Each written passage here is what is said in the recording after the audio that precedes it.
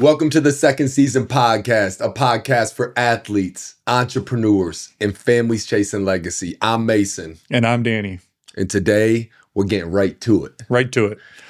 So, DK. Yes, sir. Getting a lot of feedback on the podcast, listeners that are asking that, hey, I own a home. I own a primary residence, right? Yeah. Which is the goal for hopefully a lot of people that are listening to this. Like, For sure. right? Own your home, right? So I own a home. How do I start building wealth through real estate? Like what we're talking about, right? And I know there's a lot of models and methods and things that people have heard about, but I want to break this. I want to dumb this down. Yeah. And you are somebody who at a young age has done this. Yeah. So break this down. If you own your primary residence and you're thinking, okay, I want to start getting investment properties, set myself up for my retirement, setting my kids up, right? Yep. How do you go about it? So for me, how I run my business is I add value to properties and I force the appreciation. So a lot of you have probably heard of the model. It's called the BRRR model. Yep. What that stands for is you buy a property, you renovate the property, you then rent the property out to a tenant, you then refinance the property, and then you repeat the process. So the big beauty of this, or the real value in this, is you're using other people's money to buy a distressed asset. So we'll talk rough numbers. Let's say we find a house that needs quite a bit of work, right? Needs a new kitchen, needs new bathrooms, it needs new windows, maybe you need to put a new roof on it.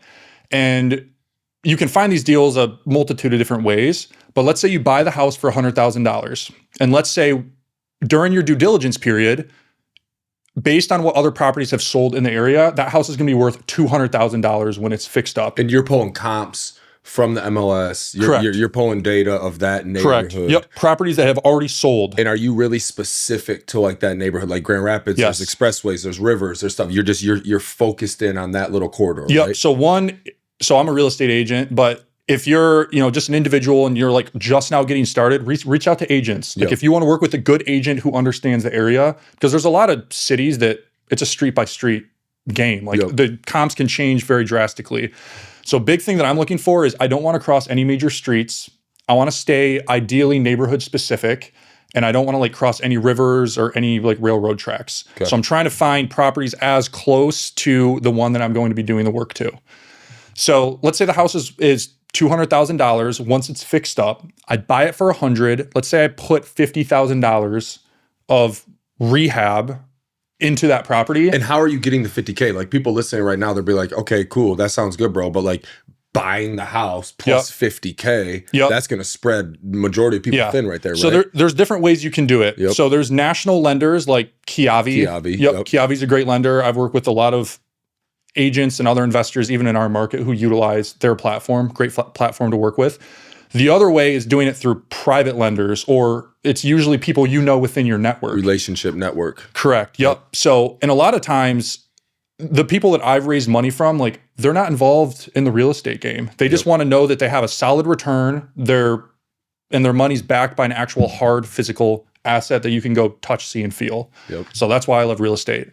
On that note, with this world moving to this, and here's the thing, I don't know everything, right? I'm buying real estate. I'm going to have, as of next week, 5, homes, which is something I'm proud about and something I'm still building on. But on that note, as this world moves to a digital world, in my mind, especially in cities like ours, I feel like the value of what you just said, touch, feel, like a real asset, I feel like that is going to be as valuable as anything in the future because everything else is going to be on here. For sure. And I'm also biased to this, but I think there's a time and place, and I think you should be diversified in, where you decide to put your money, if that's the stock market and equities and bonds, whatever you want it to be. I love real estate because I know if I spend $150,000 at this house, like I can go touch it, I can go feel it, I can go see it, I can improve it, right? If I'm just giving $150,000 check to, if I'm just putting that in Tesla stock, like it's kind of out of my hands a little bit, right? So I like to have a little bit more control. So anyway, back to the BRRRR model is if the house is going to be worth $200,000 fixed up, I buy it for $100,000 and I put in $50,000, right? I'm all in for $150,000. You're going to have to pay some interest on that money that you borrow, right, from an individual or from Kiavi. But then what you do is once you fix it up and you get a lease in place and you rent it out, then we go to a bank like you. We go to North Point Bank. We say, hey, I just fixed this house up. It's brand new. Here's all the rehab that I've done. Here's the lease agreement that I have with a tenant that's hopefully going to pay that lease. And most times, depending on the deal, depending on the situation, the bank will give you 75% loan to what the property appraises for. So if the property appraises for $200,000, you just created $50,000 in equity that you just created by fixing the house up, but you're all in for $150. And essentially, you use somebody else's money. You personally, DK, is zero. In that situation, right? 75 of the... there's going to be some lending fees and other things. But for this example, I have a $150,000 loan with my investor. And then I go to the bank and they're going to give me a new loan for $150,000. And I'm going to use that $150 from the bank and I'm going to pay off my other lender, and now I'm going to have long-term permanent debt. And just so you guys know who are listening, is that this goes back to that non-QM space that we talked about in the previous episode of the creative financing ends that you can get through regular institutions, not just hard money lenders. So the way out of the hard money is it's a DSCR loan for a lot of people because you can keep it in the LLC.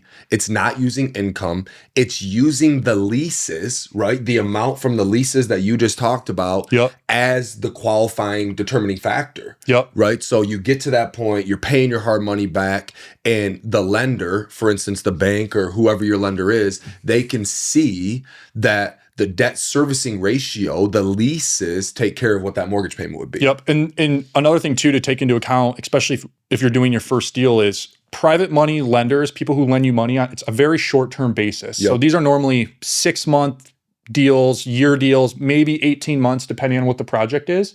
So like within that time, that's when you're fixing the property up. But what we want to do is we want to replace that money with permanent debt, like a typical 30-year mortgage. And then what happens is once you pay that private money lender back, they get their $150,000 back. You created your $50K of equity. You have a new loan with the bank for $150. So the private money lender has his $150 back. Then you take that $150 again and you go do the same process. Amen. Rinse and repeat. And you have the relationship and proof that you can do this and pay them back. Right. And so that way it takes a little bit of risk out of it. For sure. For them, lending the money to somebody like you or I, because you've proven that you can get them their money back. It was a solid investment for them. And now it's your time to go find another play. And there's a lot of different ways that people structure it. So for me, like I have buddies that will just take private money for the purchase. I take private money for the rehab and the purchase. Some companies like Kiavi, they'll require just 10% down on the purchase price. So if you buy the house for $100,000, they're going to make you put $10,000 down plus whatever your points, your fees are going to be. But then they'll fund the entire rehab for you. So you're only out of pocket 10 grand. And you can even go raise that 10 grand from someone else for the down payment for the loan with Kiavi or whoever that lender is. And I want you guys to know this. So like you might be thinking like, okay, hey, great, Danny, I've heard about your uncle who you've got money from or your network or your friends, right? So hear me out here. If you were to go to Google right now and search hard money lenders, we've referenced Kiavi, right? But there are companies across the country that you can find online right now to quote unquote fund this up front, right? Obviously you need to know the terms and the cost and all that stuff, but like there is access to this more. You don't have to have the rich friend to do this. You just have to be intentional enough to go find the companies that are lending like this. And I'll say the hardest thing too is finding the deal. You got to find a deal that can make sense with the strategy that you're trying to use. So like Facebook groups, I know I've talked about it before in previous episodes. Dude, Facebook groups are huge. You can find access to so many things. Contractors, lenders, surveyors, people who do environmental tests, whatever you need. As long as you're proactive about it, like there are people out there that can provide that service or at least point you in the direction you need to go. And let's be real. And I'm going to be real with you guys. Finding the deal is not the sexy part of real estate. I'm going to tell you. Man, you're going to walk some crazy houses. Last week, we're crawling through the basements in Michigan basements in freezing cold weather. It's frigid. I look down and I got a dead bat next to my foot. And Danny and Rick, who's with us, they're like, Mace, just go back upstairs. Dude, I'm always like clearing out the cobwebs, like all the cobwebs downstairs. From your hair. Yeah. Because you got to be in the basement. You got to see what the foundation looks like, So let's talk about that. Okay. Me and you. Yeah. Here I am. capping off a really amazing busy year. You too, right? Yeah. We talked about this about a month ago. Like, hey, we're going to go into 2025 where we're just going to like kind of not take off, but take our foot off the gas for a week or two, be super present with our families, right? And then go crush 2026. Well, what has happened is that it has been the busiest 2 weeks of my life. Yeah. You too? Yeah. I mean, I think normally, I think for probably a lot of people in the real estate market, like anywhere between Thanksgiving and Christmas, things typically slow down. Yeah. It's a blessing to be busy. 100%. But like, man, we're busy. Yeah, it's the problems that we asked for. I was with our team last night and I said, how great is it that on, mid-December, we already have January, put away. Like, right. We already have hit our goal for January. So it takes the pressure off for sure going it. And that is why when you build a train and you build momentum, it's contagious and then it doesn't stop. Yeah. So, okay, let's go back to finding the deal. Yeah. Well, I want one more thing I do want to touch on. Yep. Especially, so when we're talking about especially buying your first rental property, yep. You can always still go to a traditional bank. Like you can go to North Point Bank and say, hey, I want to buy this, in our example, this $200,000 house and put 25% down. The beauty of the BRRRR method is I created my 25% down payment by forcing the appreciation by fixing the house up. So that's how I got started. I'm not saying that you can't go to you can go to a lender and put 25% down. People do it all the time. People do it all the time. Yep. But this is a way, like, if you're really getting into it and you don't have a ton of cash, your own cash available, it's a great way to get in the game. Yeah, because people that do that all the time, that is not possible for everybody. Yeah, there's a big chunk of change. When you're buying real estate, you feel broke because you're putting big down payments or big renovations. I'm always cash poor. Right, you get it, right? But you're collecting assets. So, and let's dumb that down a little bit further. So if you're somebody who's listening that does not currently own a home yet, and you're listening to this, you're like, I know the value of buying a home. I know the value of owning real estate, long-term as investment, et cetera. You can skip this whole BRRRR method we're talking about, the hard money, the complexity of one loan up front, renovating, the one loan. It's not super complex, but there's layers to it, right? For sure, You can skip the whole thing by buying a primary residence, staying there for at least 1 year, right? Yep. You could get a duplex with FHA, 3.5% down. Yep. If you got a good agent, they can get you concessions. Conventional, 5% down. We have numerous friends who have done this. Yeah. Buy, live there for a year or two, have the other unit rented, move out of the unit we're doing they're in. We're doing it. I mean, you and Sarah are doing it right now? Yeah. So I'm getting married here in June, first week of June, which is going to be amazing. I'm super excited. Yeah, I'm super happy for you. Before us getting married, I'm like, all right, Sarah, like she had a good W-2. This is before she quit, but she had a good W-2. I'm like, let's get you in a duplex right now. So she put 5% down on a duplex, good area of town, great property. It's on a double lot. It's got 2 large garages on it. Got it off market for a good deal. She put 5% down. I gave her the down payment. But like, that's a great way to live in one unit, rent the other unit out, and live there for cheap. Yeah, and one thing that a lot of people will be like, hey, I hear what you guys are talking about, but like, how do I find these deals? Like, I'm not confident in finding them myself. And Danny hit something really important, that a good agent is instrumental in this success. Even somebody who is very well versed in real estate, like myself. I don't know it all, but I know a lot. I always go represented. Yeah. Always go. And now off-market property, I think there's one time I've gone non-represented just because of the deal itself. But the agent not only can help you find the deal, look at the deal, it's the ARV, after repair value, that the agent can help you identify in what we talked about earlier, these specific corridors of, okay, once this is fixed up, what this thing's going to be worth, because that is your way of paying the hard money back. Right? Or that is just like that appreciation that you're setting yourself up for. Dude, I think that maybe I'm a little bit biased just because I am a real estate agent myself. It is 100% worth it paying for a good real estate agent to help walk you through a transaction, especially when you're buying your first home. Yep. Like, you see a lot of for sale by owners and trying to put these deals together outside of using a real estate agent. It is 100% worth it to pay a real estate agent their commission. And I know there's been a huge argument with NAR and real estate commissions, right? They're always will be completely negotiable, at least for where we're at now in time. Yep.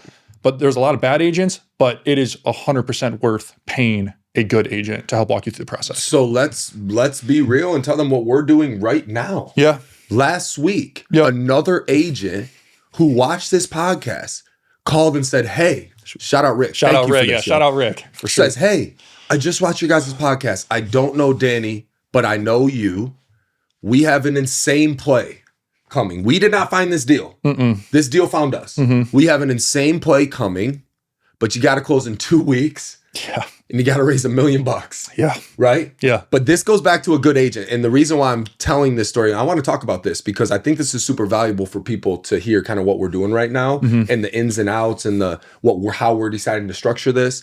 But we knew going in that the seller was not paying the buyer commission, the buyer's agent commission, meaning that if we took this play, me and you are paying the commission on every one of these out of our pocket to the agent. But the play is so valuable that doesn't matter. And I'm still a real estate agent. I'm still paying a buyer's agent. Yeah. Like it's worth it to do it. Amen. And he found the deal for us 100%. And sent it to us. 100%. So I want to talk about this a little bit because as I learn how to dissect a house of, what repairs do we need? What is the value going to be? What can we rent this place for? Right? I'm learning a lot through you, the Moxie team, our group of friends who's doing this. Yeah. So this is a 5-house play. We're closing on it next week. Danny and I, after some thought and conversation about it, we decided we're not going to partner specifically on the houses, just the play itself. Yeah, but we're taking it down together. Yeah, taking it down together. But the reason being, and it's for many good reasons. Now, don't get me wrong. Partnerships are great. I have one with my brother. I have one with my dad. It's a part of setting other really close people, your family, up for success too. Sure. But also when you think about the future for your kids, the future for your investment portfolio and retirement, it's really important to get some of these on your own. For sure. And real estate isn't always like roses and like clean and easy. It's usually tough, man. So when you go into a partnership with somebody, you got to understand that. Like there's going to be emotion behind this. There's going to be differences on what you want to do. And because there was differences on what me and you wanted to do, it was great that we could just say, hey, let's take this down together, but I'm taking my own. Yeah. You're going to take the rest. Yeah. And the reason being is because the one that I'm closing on, the side-by-side duplex that I'm closing on, it's right next to the soccer stadium. What'd I tell you? I'm never selling this house. I'm going to put some money into this house. You should never sell the house. I'm holding it forever. My kids will have this. If they go to Grand Valley in the future, they'll live on one side. Their boys will live on there. Like whatever that may be, I'm never selling this house. Well, you, on the other hand, because of your experience in flipping homes as well. That was really a couple of the homes, it's like, hey, I might hold this. Yeah. But you're going to flip them. And make some money. Like in the first episode or second episode that we talked about where you made $62,000, right? On one flip. So let's talk about this play a little bit because this goes back to the dead bat on my foot, right? Last week. Got to do your due diligence for it. You do. So what are you looking for? Like when you see these type of plays come up, right? Because think about how many times we get called on, we got this deal. Well, then you look at it as like, is this really a good deal? Like you tell me I got to put $30,000 in it. And if it sells at peak, I might make $30,000, but it's 6 months of my time. Like, bro, that's not worth your time. Yeah. Most of the deals that you look at, are probably not going to, what I call pencil. Like it's not going to make sense on paper. Right. It's like when I was like really running my own acquisitions, like I was writing like 10 to 15 offers a week myself on properties, like every week. Like you got to, if you don't write the offer, you're never going to know. Right. So, the big thing that I'm looking for is I look for something that's value add. Like I need to find something that is value add. And the real big benefit that I loved with the 5 duplex portfolio is all of the units have tenants in them. Yep. So I know, especially for me, if I have a hard money loan on it, like I raised $900,000 of private funds for the deal. Like I know that I'm still going to have the cash flow coming in. And you prepare on the front end for what rehabs, what is going to need to be done to the property, right? You already have all that money accounted for prior to closing. Like, how it's going to play out, at least to the best of your ability. Yep. So the reason why I loved it is I knew that if we could get them for $200 a pop in Grand Rapids, one, it's hard to find a duplex in Grand Rapids for $200 a pop that's in pretty decent shape, that's renting. Yep. As is values drastically higher as they sit currently. Yep. So I know that we're already walking into equity. Yeah, and I agree. And so I want the people who are listening to know that like the thought of hard money or raising capital of where am I going to get this, it kind of like is intimidating. I have only started doing this within the last year of raising hard money up front, acquiring, paying it off. And on the play that I made, to give you some like numbers on this, acquire for 200 grand. As it sits, it's worth well over that, over 300 grand. So the hard money company that I'm working with, they're willing to, like you said in the beginning, fund all of the repairs. So I'm doing new roof, renovating one of the units, which is a 3-2 on one side, which is amazing. Putting new siding on it. I'm going to solidify and secure the asset forever. Right? It's going to be worth 400 grand plus, all done. I'm going to go and do a DSCR loan so I can keep it in my LLC. We also offer private loans that you can do it in your like private portfolio. Yeah, exactly. You can still do it in your LLC. But this situation, I'm going to do a DSCR loan because of what you just said. The rents are already there. Right? So I'm in this play with 6-figure equity added to my net worth, a gift to my kids. And this one, none of my own money. None of your own money in the deal. Which it doesn't always work out like that, guys. I'm just going to be real with you. Like my own money is I'm paying the agent commission. I'm paying the points on the hard money. But all of the return that I get with this is worth those small costs. Right? Well, dude, if you think about it on a like cash on cash standpoint, dude, it's infinity. It's unlimited. You don't have any of your own money in the deal. Right. It's unlimited forever. Yeah. And let's go back really quick to when it's currently rented, because when it's currently rented, it takes away a little bit of the risk where you have the hard money payment, right? Until you're doing it. So that is really nice, because sometimes if you are coming up your own money for the renovation plus the payment, you're adding up all that like, hey, what am I on the hook for? Right? So these properties that current owners just want to get out of, but that have tenants in it are gold, because it takes away a little bit of the risk. Yeah. And the other reason why I really loved it is like, out of the 4 that I'm buying, I know for sure I'm going to flip one because I know the numbers on it are really good. And like my thoughts are with those proceeds, like I can finish the roofs. I can update the roofs for all the units. Like, you know, I don't know for sure if I'm going to keep 2 of them or keep 3 of them. I know for sure I'm going to sell one because there's a large enough spread there. The other thing too is like, as a fix and flipper, as someone who's investing, dude, right now is a huge time for us because we're trying to buy properties that we can fix up now in the wintertime to catch the spring market. Let's talk about that. Because historically, you're going to get the most bang for your buck. You're going to get the highest sale price in the spring, right? People want to find houses. They want to be moved in by summertime. So if we can buy them now, we can get them fixed up over the next couple months, either get them refinanced or get them ready to hit the market. Like we're trying to capitalize on that right now. Capitalizing at the right time of the year. 100%. Right. And if you're listening and you're like, hey, I think I can do this, but I don't have the resources for the roof or the contractor. Danny says something really, really powerful on Facebook, but I'm going to invite you all to DM us and reach out, because anything that you need when it comes to who can do the work, we will help you with. It's people that we trust, and it's people that's done it for us before and that are going to be doing it for us for the next 20 years. So if you want to join the movement, if you want to be a part of doing this, just shoot us a DM and we'll get you connected with them. If you guys got questions about underwriting deals, if you want help comping properties, if you need a contact for a chimney repair, if you like whatever you need, like message us because we're happy to help. For sure. Okay, so I want to move on from the BRRR method, the how to get real estate right. If you don't have the 25% down, or maybe, you know, if you are buying your first home where you're just putting the minimum down and then holding it and then going to do that again, I want to move on to something that you've been really good at a young age that I want to ask you about. Because when you talk about your network, you've always heard your whole life, like your network is your net worth, right? But when you talk about your network, and this is what's happened to me too, which is why I'm asking you this, is where are you finding these relationships at? Right? Because like as kids, we were just talking, Noah and Cody were just at Belding High School, and a big question for them was like, if I'm somewhere trying to network, what do I do? And here's what I told them. I said, you smile. You go up genuinely. You say hello to somebody. You start a conversation and just genuinely ask them a question about themselves. Right?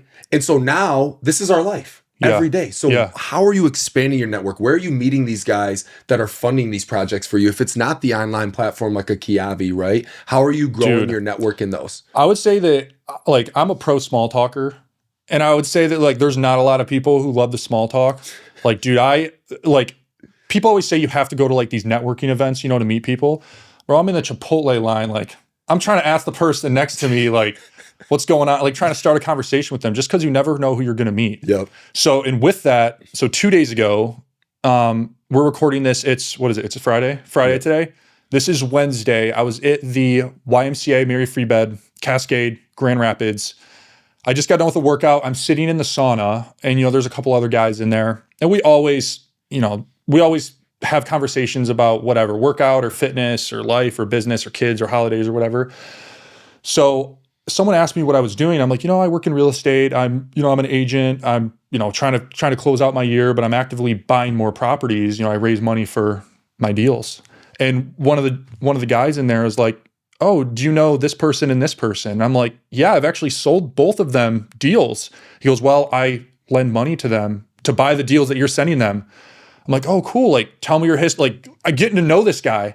So I get his number in the locker room at YMCA. And he's like, yeah, I know it's the holiday season coming up, but like, I love your energy. I kind of love what you stand for. Like, I'm going to reach out to my other contacts, the mutual people that we know. I'd love to book a meeting with you first week of January to talk about lending you money for some of your projects. From a sauna at a YMCA. That was never planned. It was never planned. Yeah. So, and I know we were talking about like getting a gym membership, right? Especially talking to like kids who are in high school who are trying to like better their situation. Like, go work on yourself, go to the gym, get a gym membership. I've done 2 deals this year from 2 people that I've never met from meeting them in a sauna. And one of them was like a wholesale fee for like 25 grand that I made for a deal that I sold them in Kalamazoo, but I didn't even know that he bought properties and I met him in the sauna. That's amazing.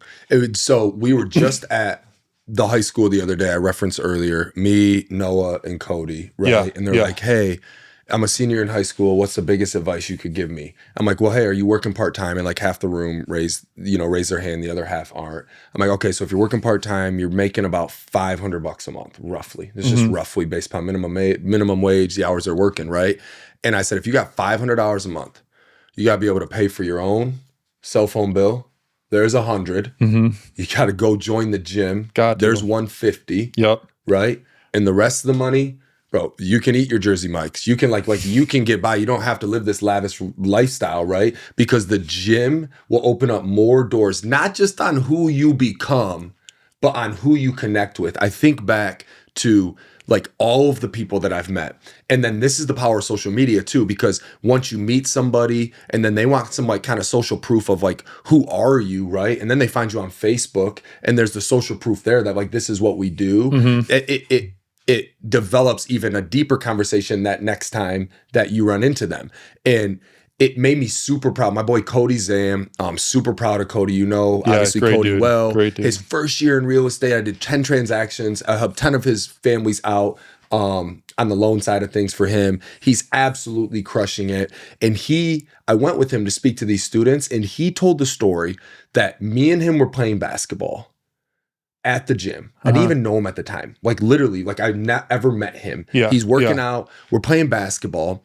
And then he friended me on Facebook, and I had just done a video about how to buy a second home. So he watched that video. The next day he's picking my brain on, hey, how could you do this? I saw this is what you do. Like I loved your video and it's nice getting to know you. And that play for him has opened up a tsunami of opportunity for him. And the short-term rental game, teaching people how to buy second homes, teaching people how to buy investment properties. And he's all the way in. And I think about how close I am with Cody at this moment, and that somehow, bro, I met him through the gym. Yeah. It's insane. Well, dude, I think the big thing too, like being real estate professionals, or like, how we're all in the real estate world, like we're around people who are doing a lot of what we're doing. You've got to find some other way to tap in with people that are doing different things. If they're in tech, or if they're in finance, or if they're, in the development world, or whatever it is that's outside of real estate. And like for me, and I know probably for you too, it's like, you got to go to the gym. Or I don't know if it's going to be another group that you guys get together, if it's a Bible study or whatever it is, but like finding ways to let people know what you are doing that because a lot of times we're around real estate people. Right. So you know what I'm saying? It's the non-real estate people who actually can be a monster help on this journey. Like if I looked at my calendar right now, when we leave here, I have a meeting with a guy who owns an electrical company. Great resource for us, mutual friend. Yeah. I'm really excited about this. I have a meeting with a CPA. Yeah. Who, again, he's not in the real estate world, but he understands building wealth through real estate for his clients. So he wants to understand the products that we have. Like all of my communication and conversations that I'm having, it's not just like, you don't have to be in the real estate world to talk about this, right? Or to be into this space. A lot of these guys and girls, business owners, financial advisors, CPAs, right? They know the value of this too. And they just want to be connected also with people in the real estate world, right? So that way they can do what we're doing, continue to build their network, continue to build their net worth, right? Because real estate's a huge piece of that. Yeah, dude. So I'll tell a quick story. This is, so you know Kyle Visser, right? Yeah. I think he'll probably sell the most real estate in Grand Rapids this year. Ex-D1 athlete. Yeah. Played at Wake Forest, runs an awesome business, grew up in Grand Rapids. Just a good guy, runs a great business. So anyway, I remember when I first got into real estate, I reached out to our team leader at KW East, and I was like, hey, I looked up the top 5 producers at KW East. Who were they? And I went to our team leader. I said, I want to book a meeting with all 5 of these people and see what they've done to get to where they're at. And I remember I met with Kyle at his office in East Town, and he said when I was getting in the business, he goes, I took a coffee meeting with someone who wasn't in real estate every day. Every day when he was getting started, telling people what I do. And then also when you're just meeting with people, you got to figure out how to create value to them. So if you're a real estate agent, it's letting them know like, hey, I'm more than happy to help you with this. Just be a resource. So, and I just thought that was a huge point. So I took that to heart, and I went to Roots Brew Shop. So, bro, I love what you just said, because you did that and it was free. And I used to do that as well. And I still try to do that. But you do that free where you found, hey, I'm going to reach out. I'm going to set up a meeting with you. A lot of times it doesn't cost money, right? No. For me, and we talk about Forward Academy all the time. I pay over 20 grand a year for proximity because I want to be learning from these other guys and girls who are doing this stuff, right? Locally, there's going to be people that will just do this for free for you. Because here's what's really cool about being a human is that you want to help somebody. It's all in our DNA. And then when you see somebody young and hungry, like a Danny Cope calling you, who wants to be a beast, you help them. Yeah, dude. You help them, because when you are in that position of success and leadership, the one few things that make you feel good during the day is by going and helping somebody else. We got a newer agent who just joined our Moxie office. Shout out Braden. So he played football at Wayne State. He's from Hudsonville. Dude's a grinder. Like, we pretty much pushed him off the deep end to get into it. I got lunch with him earlier this week. And of course, I remember when I was in his shoes, when I was 22 and I was just getting started, and I paid for his lunch, and he's like, "Do you have to pay for my lunch?" And I'm like, "Pay it forward. Just pay it forward," because I remember when I was his age and someone else paid for my lunch. It's an awesome world that we live in. It's a great business. I want to see all my real estate friends succeed, all my loan officers succeed. So, and that it goes so far beyond real estate. So Noah and I met 5 years ago at a Forward event, either 4 or 5 Forward events ago. And you guys didn't meet here? You didn't meet in GR? No, we met at a Forward event, and Noah was moving to Grand Rapids after the Forward event. It's a longer story than that, but we first met each other as we're walking into this Forward event in Vegas, right? I had no idea what to expect. No idea what to expect. And I'm sitting there, and it's the first time I ever heard Ed Milet talk. And of course, I'm emotional. Power one more. Bro, it's hitting me in my soul. Bro, I am coming home and I am going to make something of myself. But something he said will stick with me forever. And it's something I tell everybody I coach because of the pay it forward, thought process that you just said, right? Or the motto of always paying it forward. He says, you are the most qualified to help who you used to be. Yes. Right? Yeah. And we all used to be somebody. Right. And it just, bro, it really hits me. This is the last thing I'll say about this high school that we spoke at this week. Spoke at the high school, right? I leave there. My DMs are full of, hey, I don't know how much I can bring to the table, but would you be willing to train me? Would you be willing to help me in business? Would you be willing to help me in basketball? Right. And those kids, like I'm a sucker for that, bro. I will always say yes. Yes. I will always say yes because I used to be that dude. And there's something about when you get in the position where you can help somebody, it becomes like one of the most important things you got going on. That's why I'm really trying to be more, I know we're trying to be more involved on the social media side of things, because like it's creation compared to consumption. Like we consume a lot of, at least for me, like I'm probably on Instagram or Facebook, probably more than I should be. And we're consuming a lot of data, but it's stuff like that. It's the lessons that we've learned that we should be paying forward. And I heard another example of like, we're selfish if we're not sharing the stories and the things that we've gone through with other people. So hopefully they don't ever have to go through them themselves. And it's not about you. It's not about us, It's when you share that story, it's about the people you're helping in the journey.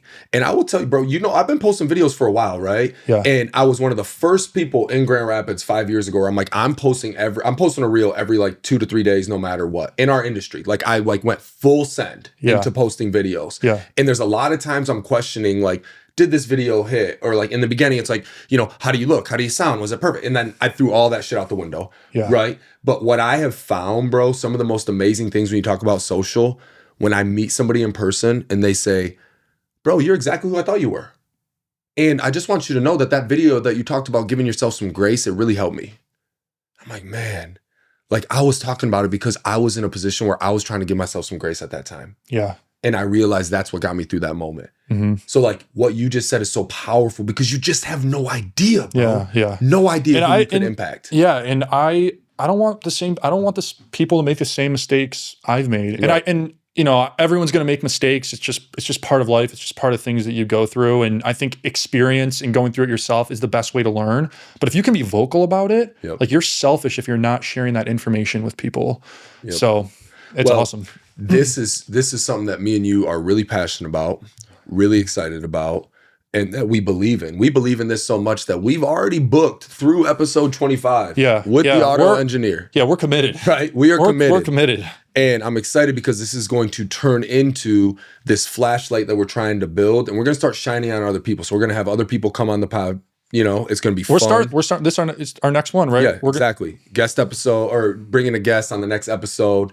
And what's going to be really cool is that you're not just going to be learning from us, but you're going to be learning from people in the real estate world and not in the real estate world, right? About many different things. Yeah. And it's all through the lens, like we talk about, it's all through the lens of life after sports, entrepreneurship, finding that next season in your life that you can succeed in, that fills your cup, right? So we appreciate you guys tuning in. We hope this is valuable. The BRRR method, how to do this, right? How to network, who to network with. So please tap in with us. Like, subscribe, share with a friend, and make sure you tune in for the next episode. Your second season starts now.